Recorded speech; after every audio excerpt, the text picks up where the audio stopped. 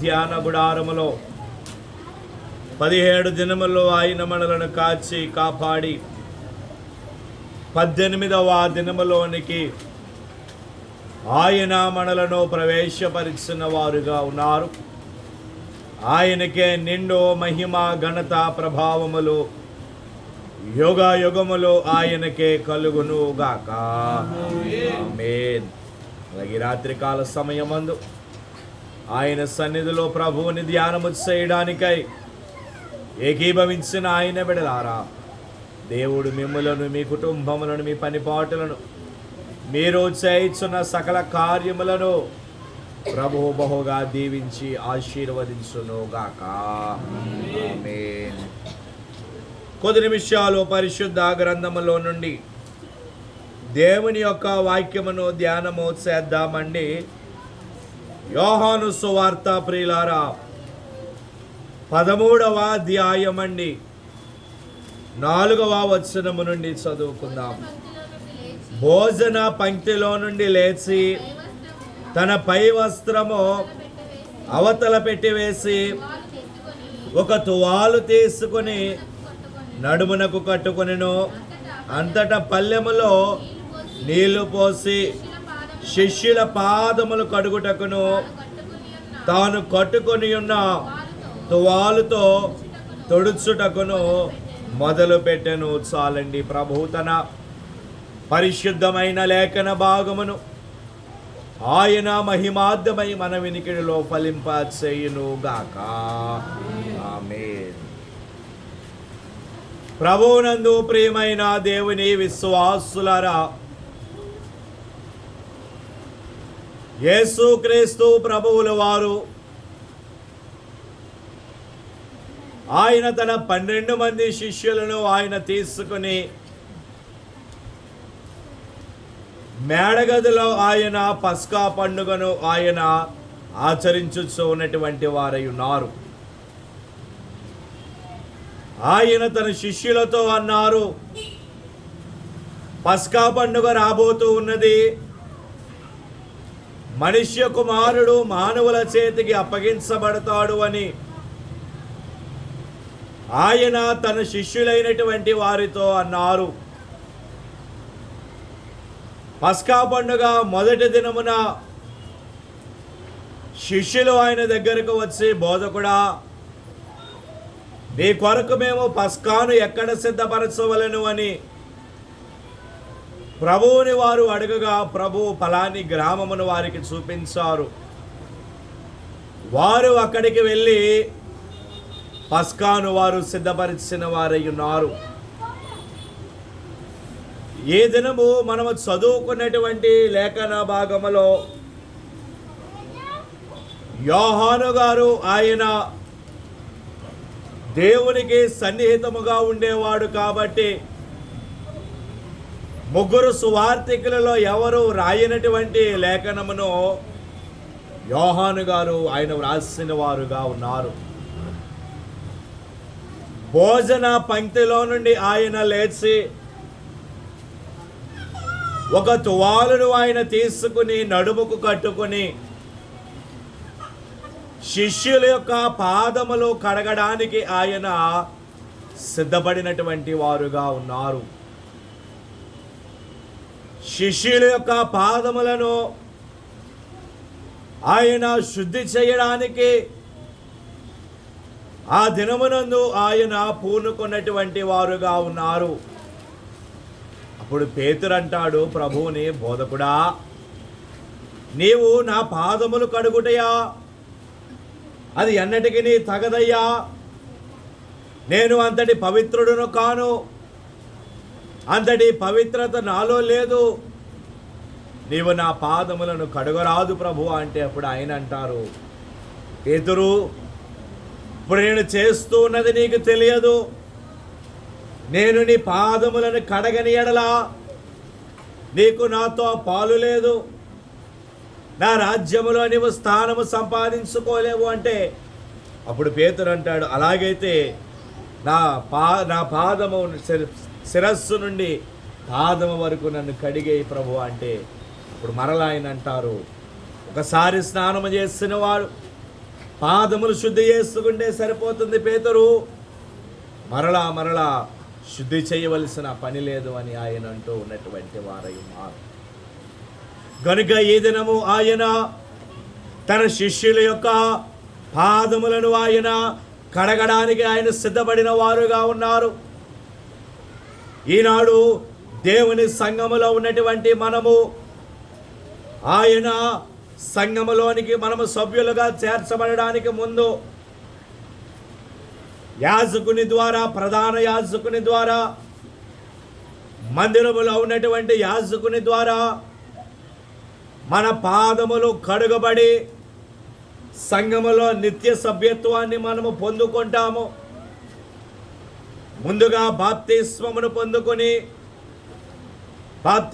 పొందుకున్న తరువాత పాదశుద్ధిని మనము గావించుకొని దేవుని సంఘములో మనము నిత్య సభ్యత్వాన్ని మనము పొందుకుంటాము. దేవుని సంఘములోనికి మనమందరమును అలాగున వచ్చిన వారమే. అయితే బహిరంగముగా ఉండి పాదములు కడిగేది యాజకుడైనను, అంతరంగికముగా పరిశుద్ధాత్మ తండ్రి ఆయనలో ఉండి మన పాదములను ఆయన శుద్ధి చేయిస్తూ ఉన్నారు. తండ్రి, కుమార, పరిశుద్ధాత్మ నామములో నీ పాదములు కడుగుతున్నాము అని అంటూ ఉన్నారు. అంటే ఆ పరిశుద్ధాత్మ తండ్రి అంతరంగికముగా యాజకునిలో ఉండి మన పాదములను ఆయన శుద్ధి చేయొచ్చు ఉన్నటువంటి వారై ఉన్నారు. అయితే అలాగున పాదములు శుద్ధి చేయబడుట ద్వారా సంఘములోనికి మనము వెళ్ళే ముందు మన పాదములు అనబడేవి శుద్ధి చేయబడుట ద్వారా దేవుడు మన పాదములకు కొన్ని ఆశీర్వాదములు ఆయన దయచేయబోతూ ఉన్నారు. పాదములు కడుగబడుట ద్వారా, యాజకుని ద్వారా, పరిశుద్ధాత్మని ద్వారా మన పాదములు కడుగబడుట ద్వారా దేవుడు కొన్ని ఆశీర్వాదములు ఆయన మనకు అనుగ్రహించబోతూ ఉన్నారు. ఏమిటి ఆ ఆశీర్వాదములు? మన పాదములు కడుగబడుట ద్వారా దేవుడు మనకు అనుగ్రహించే ఆశీర్వాదములు ఏమిటో ఈ రాత్రికాల సమయమందు దేవుని యొక్క వాక్యములో నుండి మనము ధ్యానము చేద్దాము ప్రియులారా. సమూయేలు 2వ గ్రంథం అండి. సమూయేలు 2వ గ్రంథము ప్రియులారా, 22వ అధ్యాయం అండి. 22వ అధ్యాయము 37వ వచనమును చదువుకుందాం. నా పాదములకు చోటు విశాలపరచుదువు, నా చీల మండలు వెనకలేదు. చాలండి. చదువుబడిన లేఖన భాగములో దావీదు గారు ఆయన దేవుని ద్వారా దేవుని ఎన్నిక జనాంగమైనటువంటి ఇశ్రాయేలు ప్రజల మీద ఆయన రాజుగా ఆయన నియమించబడిన వాడై ఉన్నాడు. 40 సంవత్సరములు ఆయన ఎటువంటి అపజయము అనబడేది లేకుండా ఆయన పరిపాలించిన వాడుగా ఉన్నాడు. అటువంటి దావీదు చివరి దశలో ఉన్నప్పుడు ఆయన ఈ కీర్తనలో ఆయన వ్రాసిన వాడుగా ఉన్నాడు. ఆయన అక్కడ అంటూ ఉన్నటువంటి మాట ఏమిటి అంటే, నా పాదములకు చోటు విశాలపరచుదువు అని ఆయన అంటూ ఉన్నాడు. అనగా దాని భావము ఏమిటి అంటే, పాదములకు చోటు విశాలపరచుట అనగా మన పాదములు అనబడేవి ఇరుకు మార్గములో ఉండవండి. మన పాదములు ఇరుకు మార్గములలో నడవవు. విశాలపరచబడిన స్థలములలో మన పాదములు నడుస్తాయి. విశాలపరచబడిన స్థలములలో మనము ప్రయాణము చేస్తాము. ఇరుకు మార్గములలో, ఇరుకైనటువంటి స్థలములలో నా పాదములు నీవు వంచనీయవు అని దావీదు గారు అంటూ ఉన్నారు. అంటే ఆ లేఖన భాగముని బట్టి మనము ధ్యానము చేసినట్లయితే యాజకుని ద్వారా మన పాదములు కడుగబడుట ద్వారా దేవుడు మనకు ఇచ్చే మొట్టమొదటి ఆశీర్వాదం ఏమిటి అంటే మన పాదములను ఆయన అభివృద్ధి కలిగిన పాదములుగా ఆయన మార్చబోతూ ఉన్నారు. దేవునికి స్తోత్రం. అభివృద్ధి కలిగిన పాదములుగా మన పాదములు ఆయన మార్చబోతూ ఉన్నారు. పాదములకు అభివృద్ధి ఏంటండి అని మీరు అడగవచ్చును. అనగా మనము చేస్తున్న పనిపాటులలో అభివృద్ధి, మన యొక్క వ్యాపారములలో అభివృద్ధి, మనము చేస్తున్నటువంటి చేతి పనులలో అభివృద్ధి, ఎటువంటి పనిలోనైనా ఆయన మనకు అభివృద్ధిని ఆయన దయచేయు వారిగా ఉన్నారు. అయితే మనము ముందుగా ఆయన ద్వారా మన పాదములు అనబడేవి కడుగబడాలి, మన పాదములు శుద్ధి చేయబడాలి. అందుకే కీర్తనకారుడు అంటూ ఉన్నారు, యెహోవా నా కాపరి, నాకు లేమి లేదు అని ఆయన అంటూ ఉన్నారు. లేమి లేదు అనగా దేన స్థితి అనబడేది ఉండదు, అప్పులు చేసే స్థితి మనకు ఉండదు, ఒకరి దగ్గర చేయి చాచే స్థితిని ఆయన మనకు ఉంచరు. ఎప్పుడైతే ఆయన ద్వారా మన పాదములు అనబడేవి కడగబడతాయో, శుద్ధి చేయబడతాయో, అప్పుడు దేవుడు మన పాదములను అభివృద్ధి కలిగిన పాదములుగా ఆయన మార్చబోతూ ఉన్నారు. కొరింథీయులకు రాసిన 2వ పత్రిక ప్రియులారా, కొరింథీయులకు రాసిన 2వ పత్రిక అండి, 10వ అధ్యాయము 15వ వచనాన్ని చదువుకుందాము. మేము మేరకు మించి ఇతరుల ప్రయాస ఫలములలో భాగస్థులమనుకొని అతిశయపడము. మీ విశ్వాసము అభివృద్ధి అయిన కొలది మాకు అనుగ్రహింపబడిన మేరలకు లోపలనే సువార్త మరి విశేషముగా వ్యాపింపజేయుదుము. చాలండి. చదువుబడిన లేఖన భాగములో పౌలు గారు అంటూ ఉన్నటువంటి మాట ఏమంటూ ఉన్నారు? ఆయన మీ విశ్వాసము అభివృద్ధి అయిన కొలది అని ఆయన అంటూ ఉన్నారు. గనుక అభివృద్ధి కలిగిన పాదములు అంటే మొదటిగా ఆయన దేనిలో మనకి అభివృద్ధిని ఆయన దయచేస్తారు అంటే మన యొక్క విశ్వాసములో మనకు ఆయన అభివృద్ధిని ఆయన దయచేస్తారు. విశ్వాసములో మనము అంతకంతకు మనము అభివృద్ధి చెందాలి. మనము ఆయన ద్వారా మన కార్యములు నెరవేర్చుకోవాలంటే, ఆయన ద్వారా మనం అనుకున్నటువంటి కార్యాలు, అంశాలు నెరవేర్చుకోవాలంటే విశ్వాసములో ఇంకా మనము ముందుకు వెళ్ళాలి. అంతేకాని ఈనాడు ఏ విశ్వాసమునైతే కలిగి ఉన్నామో 10 సంవత్సరముల తర్వాత కూడా అదే విశ్వాసమును కలిగి ఉంటే మన యొక్క అంశములు కానీ దేవుని దగ్గర మనం పెట్టుకున్న కార్యములు నెరవేరవు. కనుక నానాటికి మనము విశ్వాసములో వృద్ధి చెందుతూ మనము ముందుకు వెళ్ళవలెను. దేవుని సన్నిధిలో వాక్యాన్ని వింటూ ఉన్నటువంటి ఆయన బిడ్డలారా, అభివృద్ధి కలిగిన పాదములు అంటే మొదటిగా ఆయన విశ్వాసములు అభివృద్ధి దయచేస్తారు. కొరింథీయులకు రాసిన 2వ పత్రిక 8వ అధ్యాయము 7వ వచనం అండి. హాయ్ హాయ్ హాయ్ హాయ్ మీకు మా ఎడలనున్న ప్రేమయందును ఎలాగూ అభివృద్ధి పొందుతున్నారో అలాగే మీరు ఈ కృపయందు కూడా అభివృద్ధి పొందునట్లు చూసుకొనుడి. చాలండి. చదువుబడిన లేఖన భాగములో పౌలు గారు అదే సంఘముతో మాట్లాడుచు అక్కడ ఆయన అంటూ ఉన్నటువంటి మాట ఏమిటి అంటే, మీరు మా ఎడలనున్న ప్రేమయందు ఎలాగూ అభివృద్ధి పొందుతున్నారు. కనుక రెండవదిగా అభివృద్ధి కలిగిన పాదములు అంటే రెండవదిగా మనము దేనిలో అభివృద్ధిని మనము పొందుకోవాలి అంటే ప్రేమయందు మనము అభివృద్ధి పొందుకోవలసినటువంటి వారముగా ఉన్నాము. ఈనాడు అనేక మంది దేవుని బిడ్డలో ప్రేమ అంటే ఏమిటో ఎరుగక వారు ఇతరులకు ప్రేమను వారు కనుపరచలేకపోతూ ఉన్నారు.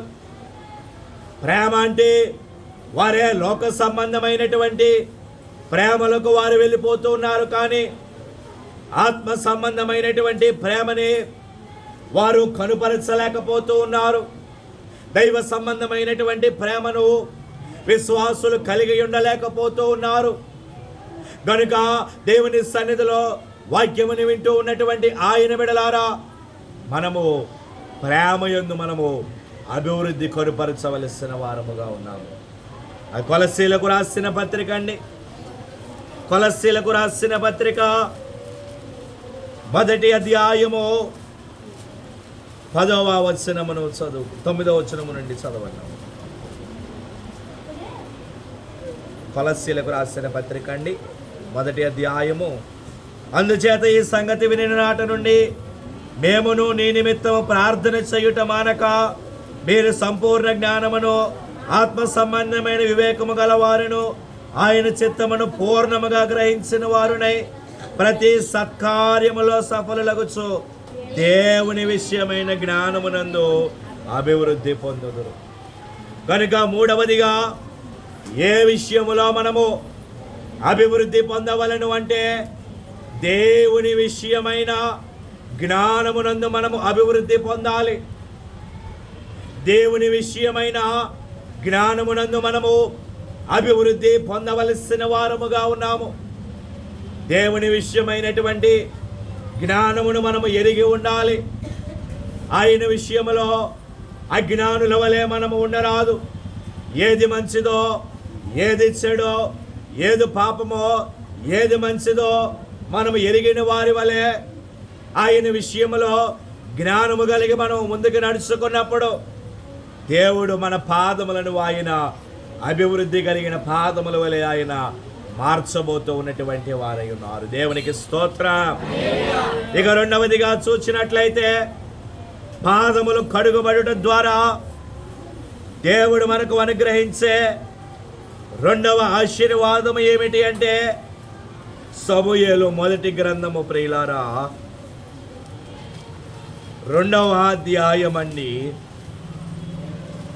సమూయేలు 1వ గ్రంథము 2వ అధ్యాయము 9వ వచనం అండి. తన భక్తుల పాదములో తొట్రెళ్ళకుండా ఆయన వారిని కాపాడును చాలని. ఇక 2వదిగా పాదములు కడుగబడటం ద్వారా దేవుడు మనకు అనుగ్రహించే 2వ ఆశీర్వాదం ఏమిటి అంటే ఆయన మన పాదములను తొట్టిల్లని పాదములుగా ఆయన చేయబోతూ ఉన్నారు. తొట్టిల్లని పాదములు అనగా స్థిరత్వము కలిగి ఉండుట.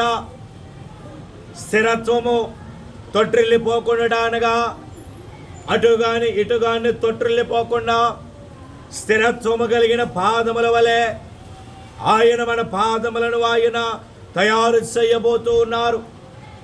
ఎప్పుడు ఆయన ద్వారా మన పాదములు కడుగబడినప్పుడు ఆయన ఇక్కడ చదువుబడిన లేఖన భాగములో హన్నా అనబడే ఆమె దేవుని ద్వారా ఆశీర్వాదము పొందుకున్న తరువాత ఆమె గర్భము నుండి సమూయేలు వచ్చిన తరువాత ఆమె రాయిచున్నటువంటి పాడుచున్నటువంటి కీర్తన తన భక్తుల పాదములను ఆయన తొట్రెళ్ళకుండా వారిని కాపాడును అని ఆయన అంటున్నారు. ఆయన భక్తుల పాదములను ఎన్నడను తొట్రెళ్ళనియ్యడు ప్రియులారా. ఈనాడు కొంతమంది దేవుని బిడ్డలైనటువంటి వారు దేవుని ద్వారా వారు ఆశీర్వాదములు పొందుకొని వారు ఏ సన్నిధిలో ఆశీర్వాదములు వారు పొందుకున్నారో ఆ దైవ సన్నిధి నుండి వారు తొట్టిల్లిపోతూ ఉన్నారు. వేరే చోటకి వేరే స్థానములకు వారు తొట్టిల్లిపోతూ ఉన్నారు. కనుక అలాగున తొట్టిల్లిపోకుండా స్థిరత్వము కలిగిన పాదముల వలె దేవుడు మన పాదములను ఆయన చెయ్యబోతూ ఉన్నటువంటి వారై ఉన్నారు. ఒక సంఘములో ఒక విశ్వాసి ఉన్నది. ఆమె అప్పటికి ఇంకా పూర్తిగా ఆమె దేవునిని నమ్ముకోలేదు. అయితే ఆమెకు మరణకరమైనటువంటి రోగము ఒకటి వచ్చినది. డాక్టర్లు అన్నారు మీకు ఆపరేషన్ చేయాలి, ఆపరేషన్ చేస్తేనే కానీ మీరు బ్రతకరు అని ఆమెతో అన్నారు. ఆమె డబ్బు కోసం ఆమె ఆపరేషన్ ఆలస్యం చేస్తూ ఉన్నది. ఈనాటి రోజుల్లో ఆపరేషన్ అంటే చాలా ఖర్చుతో కూడుకున్న విషయము కనుక ఆమె డబ్బు కోసం ఆమె ఆలస్యము చేస్తూ ఉండగా ఈలోగా ఎవరో మీరు యేసు ప్రభువుని నమ్ముకోండి, మీరు స్వస్థత పొందుకుంటారు అని ఆమెతో అన్నారు. ఆమె అలాగూ దేవునిని నమ్ముకున్నది, మందిరానికి వచ్చినది, వారములు పెట్టుకుని దేవుని మందిరానికి ఆమె వెళ్ళినది. సరిగ్గా ఆమె 21 వారములు ఆమె దేవుని సన్నిధికి వచ్చేసరికి దేవుడు ఆమె రోగాన్ని ఆయన స్వస్థపరిచారు. 21 వారములు ఆమె దేవుని సన్నిధికి వచ్చేసరికి దేవుడు ఆపరేషన్ అవసరం లేకుండానే ఆమె యొక్క రోగమును దేవుడు స్వస్థపరిచాడు. తర్వాత ఆమె మరలా మందిరానికి వచ్చుట మానివేసినది. తర్వాత ఆమె మరలా మందిరానికి ఆగిపోయినది. ఒకసారి ఆ సంఘ కాపరి ఎక్కడ వేరే ప్రదేశానికి వెళుతూ మార్గ మధ్యములో ఆమెను చూచాడు. అమ్మా, మీరే కదా మీకు రోగము వచ్చినదని సన్నిధికి వచ్చారు, ఇప్పుడు మీకు ఎలాగుందమ్మా అంటే, బాగానే ఉందయ్యా, దేవుడు స్వస్థపరిచాడు, దేవుడు నాకు బాగు చేస్తాడు, నయం చేస్తాడు, నాకు బాగానే ఉన్నది అన్నది ఆమె. మరి ఎందుకు మీరు మందిరానికి రావట్లేదు అని అడిగాడు ఆ దైవజనుడు. అప్పుడు ఆమె అంటూ ఉన్నది, మాకు వ్యాధి తగ్గిపోయింది కదా, ఇంకెందుకు అయ్యా మందిరానికి రావటము? ఇప్పుడు వ్యాధి వచ్చినప్పుడు డాక్టర్ దగ్గరికి వెళతాము, డాక్టర్ మందులు ఇస్తాడు, ఆ వ్యాధి తగ్గిపోతుంది, మరలా డాక్టర్ దగ్గరికి వెళతామా? అలాగే నేను దేవుని దగ్గరికి వచ్చాను, నా వ్యాధి తగ్గిపోయింది, ఇంకెందుకు మందిరానికి రావటం అని ఆ యాజకునికి ఆమె సమాధానం ఇచ్చింది. అతడు ఆశ్చర్యపడి తన మార్గమును అతడు వెళ్ళిపోయాడు. మరలా 3 నెలలకు ఆమె కాళ్ళు చేతులు ఆమె పక్షవాతము వచ్చి అదే వ్యాధితో ఆమె మరణించినటువంటిది.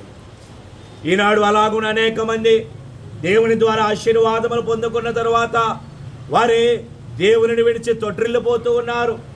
వేరే మార్గములకు, లోక మార్గములకు వారు వెళ్ళిపోతూ ఉన్నారు. కానీ దేవుని ద్వారా పాదములు కడుగుబడితే దేవుడు మన పాదములను స్థిరము కలిగిన పాదములుగా ఆయన మార్చబోతూ ఉన్నటువంటి వారై ఉన్నారు. దేవునికి స్తోత్రం. పేతురు రాసిన 2వ పత్రిక అండి, పేతురు రాసిన 2వ పత్రిక ప్రియులారా, 1వ అధ్యాయము 10వ వచనమును చదువుకున్నాము. హాయ్ హాయ్ హాయ్ నిశ్చయము చేసుకున్నటకు మరి జాగ్రత్త పడుడి, మీరు ఇట్టి క్రియలు చేయువారైతే ఎప్పుడును తొట్టిల్లరు. చాలండి. చదువుబడిన లేఖన భాగములో పేతురు గారు అంటూ ఉన్నటువంటి మాట, మీరు పిలువబడిన పిలుపునకు ఏర్పాటును నిశ్చయము చేసుకున్నటకు మరి జాగ్రత్త పడుడి, మీరు ఇట్టి క్రియలు చేయువారైతే ఎప్పుడును తొట్టిల్లిపోరు అని ఆయన అంటూ ఉన్నారు. కనుక మన పాదములు తొట్టిల్లని పాదముల వలె మన పాదములు ఉండాలి అంటే మనము దేవుని సన్నిధిలో ఉండాలి. ఆయన సన్నిధిలో ఆయన ద్వారా మన పాదములు కడుగబడాలి. అప్పుడు దేవుడు మన పాదములను తొట్టిల్లని పాదములుగా ఆయన చేయబోతూ ఉన్నారు. దేవునికి స్తోత్రం. 3వదిగా చూచినట్లయితే ఆదికాండము ప్రియులారా 30వ అధ్యాయం అండి. ఆదికాండము 30వ అధ్యాయము 30వ వచనమును చదువుకున్నాము. నేను రాకమునుపు నీకుండినది కొంచెమే, అయితే అది బహుగా అభివృద్ధి పొందెను. నేను పాదము పెట్టిన చోటెల్లా యెహోవా నిన్ను ఆశీర్వదించెను. చాలండి. చదువుబడిన లేఖన భాగములో యాకోబు లాబానుతో మాట్లాడుతూ ఉన్నాడు. యాకోబు తన భార్య అయిన రాహేలు కోసము లాబాను దగ్గర 7 సంవత్సరములు కొలువు చేశాడు. అయితే లాబాను మొదట లేయానిచ్చి వివాహము చేస్తాడు. అయితే రాహేలు కోసము మరి 7 సంవత్సరములు అతడు కొలువు చేస్తాడు. మొత్తం 14 సంవత్సరములు అతడు కొలువ చేసిన తరువాత యాకోబు అడుగుతున్నాడు, లాబానా, నా జీతాన్ని నాకివ్వు, నేను నీకు 14 సంవత్సరములు కొలువ చేస్తాను కనుక నాకు రావలసిన జీతము నాకు ఇవ్వు. నా కోసం నేను ఎప్పుడు సంపాదించుకోవాలి, నా కుటుంబం కోసము సంపాదించుకోవాలి కనుక నా జీతాన్ని నాకు ఇవ్వు అని లాబానుతో అంటూ అక్కడ యాకోబు అంటూ ఉన్నటువంటి మాట, నేను రాకమునుపు నీకు ఉండినది కొంచెమే, అయితే అది బహుగా అభివృద్ధి పొందెను. నేను పాదము పెట్టిన చోటల్లా యెహోవా నిన్ను ఆశీర్వదించును అని ఆయన అంటూ ఉన్నాడు. కనుక మూడవదిగా ఆయన మన పాదములను ఎటువంటి పాదములుగా ఆయన మార్చబోతూ ఉన్నారు అంటే ఆశీర్వదించబడిన పాదములుగా దేవుడు మార్చబోతూ ఉన్నారు. దేవునికి స్తోత్రం. ఆశీర్వదించబడిన పాదములుగా దేవుడు మన పాదములను ఆయన మార్చబోతూ ఉన్నారు. మనము ఎక్కడికి వెళ్ళినా ఆశీర్వాదమే, మనం ఏ పనిపాటులలో ఉన్నా ఆశీర్వాదమే, మనం ఏ ప్రయాణములో ఉన్నా ఆశీర్వాదమే. అబ్రహామును కూడా ఆయనే ఆశీర్వదించారు. ఎక్కడున్నది అది? హెబ్రీలకు రాసిన పత్రిక అండి, 6వ అధ్యాయము. ప్రియులారా, హెబ్రీలకు రాసిన పత్రిక అండి, 6వ అధ్యాయము 14వ వచనం అండి. తన తోడు అని ప్రమాణము చేసి నిశ్చయముగా నేను నిన్ను ఆశీర్వదింతును, నిశ్చయముగా నిన్ను విస్తరింపచేతును అని చెప్పాను. చాలండి.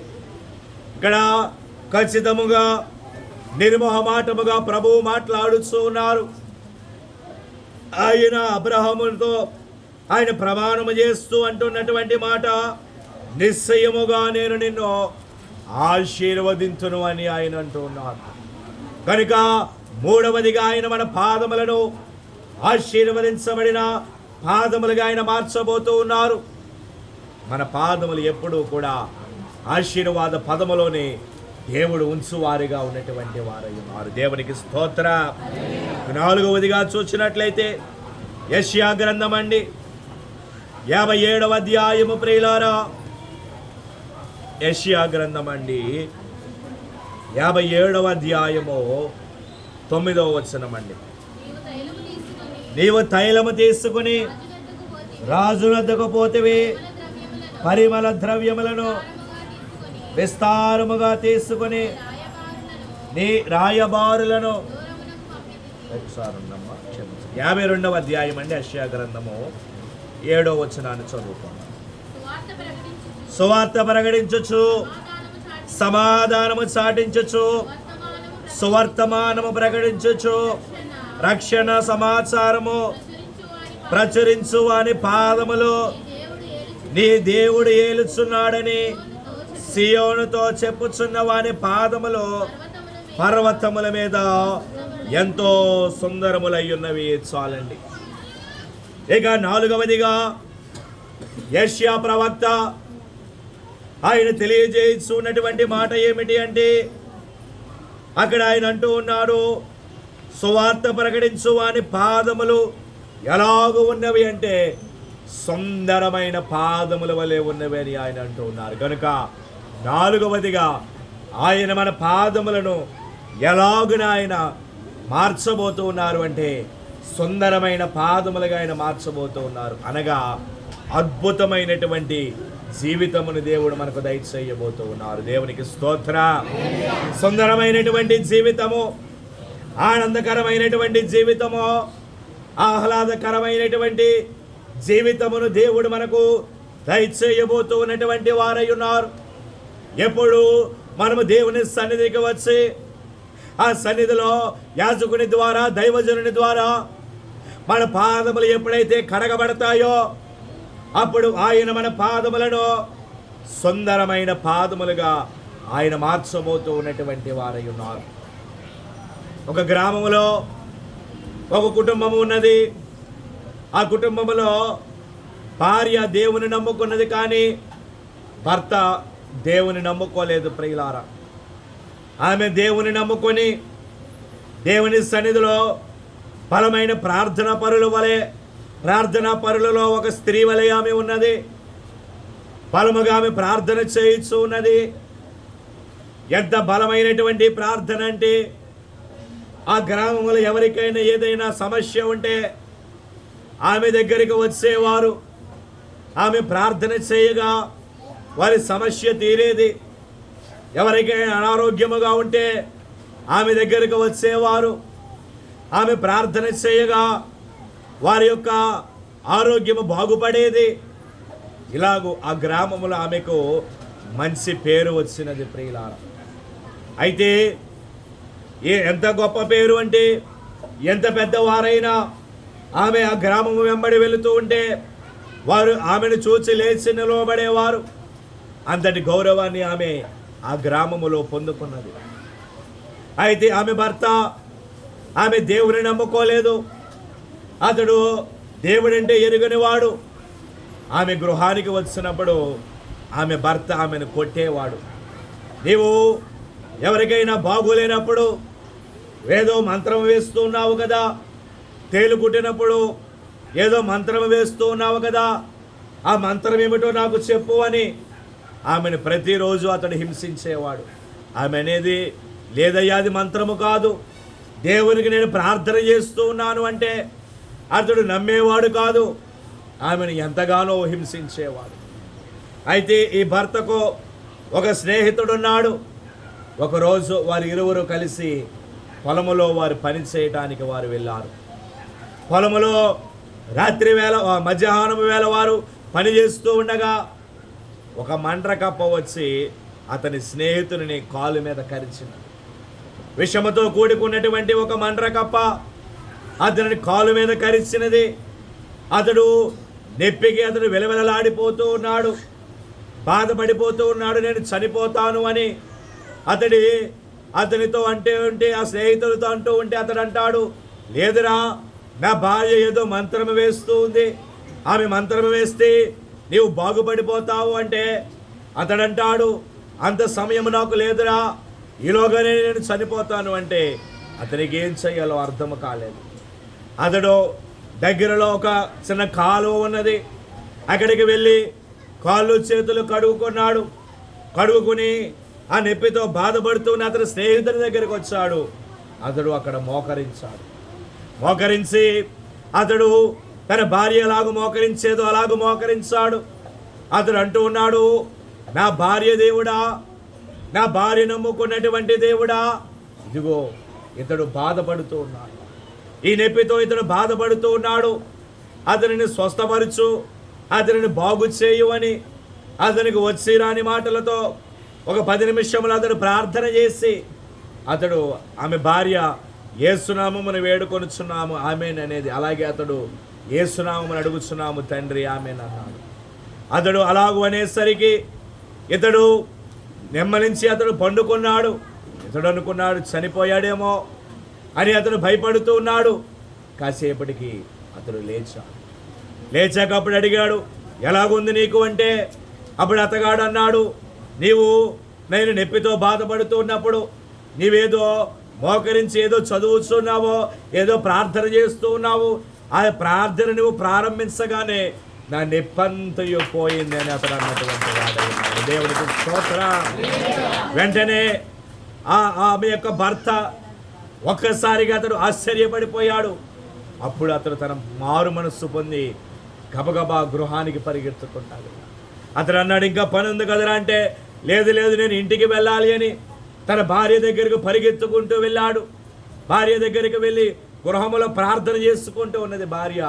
వెంటనే ఆ భార్య యొక్క కాళ్ళ మీద పడి అతడు ఏడుస్తూ ఉన్నాడు. నేను పాపము చేస్తాను, దేవునికి విరోధముగా నేను పాపము చేస్తాను, దేవుడు నన్ను క్షమిస్తాడో లేదో అని తన భార్య పాదముల మీద పడి అతడు ఏడుస్తూ ఉంటే అప్పుడు ఆమె అతనిని దగ్గరికి తీసుకుని, లేదయ్యా, దేవుడు ఎవరినైనా ఆయన క్షమిస్తాడు అని అప్పుడు అతడు కూడా మారు మనస్సు పొంది రక్షణ పొందుకున్నాడు. ఈనాడు వారి గ్రామంలో వారి ఇరువురు బలమైన దైవజనులుగా వారు ఉన్నటువంటి వారై ఉన్నారు. దేవునికి స్తోత్రం. కనుక దేవుని ద్వారా ఆశీర్వాదం, అద్భుతమైనటువంటి జీవితము ఎప్పుడు ఎలాగో వస్తుందో మనకి తెలియదు. కనుక ఆయన సన్నిధిలో ఉంటే దేవుడు మన పాదములను సుందరమైనటువంటి పాదములుగా ఆయన మార్చబోతూ ఉన్నారు. ఇక 5వదిగా నిర్గమకాండం అండి 3వ అధ్యాయము 5వ వచనం అండి. అందుకు ఆయన, దగ్గరకు రావద్దు, నీ పాదముల నుండి నీ చెప్పులు విడువము, నీవు నిలిచి ఉన్న స్థలము పరిశుద్ధ ప్రదేశము అని చాలండి. ఇక 5వదిగా ప్రభు మోషేతో మాట్లాడుతూ ఉన్నారు.